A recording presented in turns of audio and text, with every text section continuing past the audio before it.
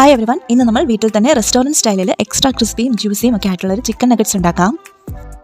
ഇതിന് വേണ്ടിയിട്ട് ആദ്യം തന്നെ ചിക്കൻ ബ്രസ്റ്റാണ് ഞാൻ എടുത്തിട്ടുള്ളത്. ഒരു 350 ഗ്രാമോളം സ്മാൾ പീസായിട്ട് കട്ട് ചെയ്ത് വെച്ചിട്ടുള്ളതാണ്. ഇനി ഇതൊരു മിക്സിയുടെ ജാറിലേക്ക് ഇട്ട് കൊടുക്കാം. ശേഷം ഞാൻ ഇതിലേക്ക് ബ്രെഡ് എടുക്കുന്നുണ്ട്. ഒരു 3 ബ്രെഡാണ് എടുത്തിട്ടുള്ളത്. ഇനി ഇതിലേക്ക് ഉപ്പാണ് ചേർക്കേണ്ടത്. ഒരു 1/2 ടീസ്പൂണോളം ഉപ്പ് ചേർത്ത് കൊടുക്കാം. ഇനി ഇതിലേക്ക് 1 ടീസ്പൂണോളം കുരുമുളക് പൊടി കൂടെ ചേർത്ത് കൊടുക്കുന്നുണ്ട്. കുരുമുളക് പൊടിയും ഉപ്പൊക്കെ നമ്മുടെ പാകത്തിനനുസരിച്ച് തന്നെ ചേർത്ത് കൊടുക്കാം. എരിവ് കുറച്ച് മതി എന്നുണ്ടെങ്കിൽ അത്രയും ചേർത്താൽ മതി.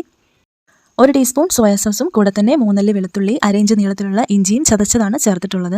ഇനി മിക്സിയുടെ ജാർ അടച്ചിട്ട് നന്നായിട്ടൊന്ന് ഗ്രൈൻഡ് ചെയ്തെടുക്കണം. ചിക്കനൊക്കെ നന്നായിട്ട് തന്നെ പൊടിഞ്ഞു കിട്ടുന്ന രീതിയിൽ നന്നായിട്ട് ഗ്രൈൻഡ് ചെയ്തെടുക്കണം. നല്ല സ്മൂത്ത് ആയിട്ടുള്ളൊരു പേസ്റ്റ് പോലെ വരണം. ഞാനിപ്പോൾ ഇതാ ഒരു പ്ലേറ്റിലേക്ക് മാറ്റിയിട്ടുണ്ട്. ഇതിനെ ഒന്ന് കുഴച്ച് ഉരുട്ടി ഒരു ബോൾ പോലെ എടുക്കണം. അതിനുശേഷം അതിലേക്ക് ഒരല്പം ഓയിൽ സ്പ്രെഡ് ചെയ്ത് കൊടുത്ത ശേഷം നമുക്കിതൊന്ന് കൈകൊണ്ട് തന്നെ ഇങ്ങനെ ഒന്ന് സോഫ്റ്റ് ആക്കി എടുത്തതിന് ശേഷം നമുക്ക് മറ്റൊരു പാത്രത്തിലേക്ക് ഇട്ട് ഇതൊന്ന് ഷേപ്പ് ആക്കി എടുക്കാം.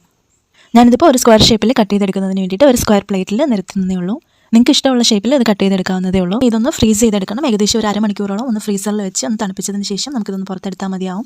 ഞാനിപ്പോൾ ഇതാ ഫ്രീസ് ചെയ്യാനായിട്ട് മാറ്റി വെക്കുകയാണ് കേട്ടോ. ഞാൻ ഈ ചിക്കനൊക്കെ ഗ്രൈൻഡ് ചെയ്തെടുക്കാൻ വേണ്ടിയിട്ട് ഉപയോഗിച്ചിട്ടുള്ള അതേ മിക്സിയുടെ ജാറിൽ തന്നെ ഒരു 3 ബ്രെഡ് ഒന്ന് പൊടിച്ചിട്ട് കൊടുക്കുന്നുണ്ട്. നമുക്കിതൊന്ന് പൊടിച്ചെടുക്കണം. ഒരു കോട്ടിങ്ങിന് വേണ്ടിയിട്ടാണ് ഇതിങ്ങനെ പൊടിച്ച് വെക്കുന്നത്.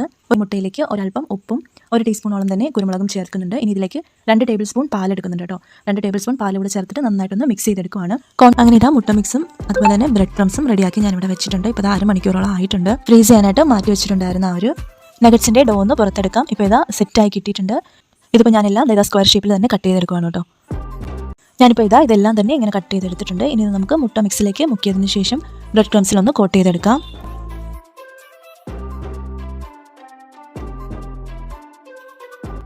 ഇപ്പോൾ കട്ട് ചെയ്ത് മാറ്റി വെച്ചിട്ടുള്ള നഗറ്റ്സ് എല്ലാം തന്നെ ഇങ്ങനെ മുട്ട മിക്സിലൊന്ന് ഡിപ്പ് ചെയ്തെടുത്തതിന് ശേഷം ബ്രെഡ് ക്രംസിൽ കോട്ട് ചെയ്ത് വെക്കാവുന്നതാണ്. പാനിലേക്ക് ഓയിൽ ഒഴിച്ചു കൊടുക്കാം. നമ്മുടെ കയ്യിലുള്ള ഏത് ഓയിലായാലും ചേർത്ത് കൊടുക്കാം. നോൺ ഫ്ലേവർഡ് ആയിട്ടുള്ള ഓയിൽ എടുക്കാൻ വേണ്ടിയിട്ട് ശ്രദ്ധിച്ചാൽ കുറച്ചുകൂടി നന്നായിരിക്കും.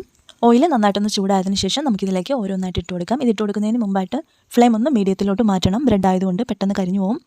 ഒരു സൈഡിൽ നിന്ന് ചെറുതായി മുരിഞ്ഞ് വരുമ്പോഴേക്കും തിരിച്ചിട്ട് കൊടുക്കാം. ഇങ്ങനെ 2 സൈഡും തിരിച്ച് മറിച്ച് വിട്ട് മുറിച്ചെടുക്കണം.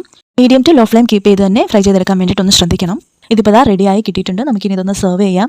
ഞാനിപ്പോൾ ഇതാ സെർവിങ് ബൗളിലേക്ക് മാറ്റുന്നുണ്ട്. ഇതിന് മുകളിലായിട്ട് ഞാനൊരല്പം ലെറ്റ്യൂസ് ലീഫ് വെച്ച് കൊടുത്തിട്ടുണ്ട്. അപ്പോൾ കാണാനും ഒരു ഭംഗിയാണ്, കഴിക്കാനും നല്ല ടേസ്റ്റിയും ഹെൽത്തിയുമാണ്. വളരെയധികം പ്രോട്ടീൻ റിച്ച് ആയിട്ടുള്ള ഈ ഒരു ഐറ്റം മസ്റ്റ് ട്രൈ ആയിട്ടാണ്. കടകളിൽ നിന്നൊക്കെ നമ്മൾ നഗറ്റ്സ് വാങ്ങുമ്പോൾ നല്ല വില കൊടുക്കേണ്ടി വരും. വീട്ടിൽ നമുക്ക് നല്ല സിമ്പിളായിട്ട് തന്നെ ഇത് തയ്യാറാക്കിയെടുക്കാൻ പറ്റുന്നതല്ലേ ഉള്ളൂ.